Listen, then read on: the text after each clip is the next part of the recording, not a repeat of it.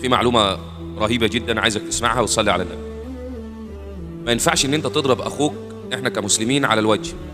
سيدنا النبي قال اذا ضرب احدكم اخاه فليتق الوجه او يجتنب الوجه، ما يضربش على الوجه.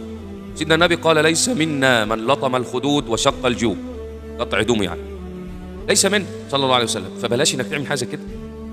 حتى الاطفال عندك بلاش تضربهم على الوش، ده ممكن لو عاقبت الطفل عشان مثلا ايه يعني ضرب خفيف كده يعني او تحذير وبتاع. لكن في ناس بتضرب بهمجيه وتضرب على الوش وحاجه كده ممكن يسبب له بضرر كبير جدا.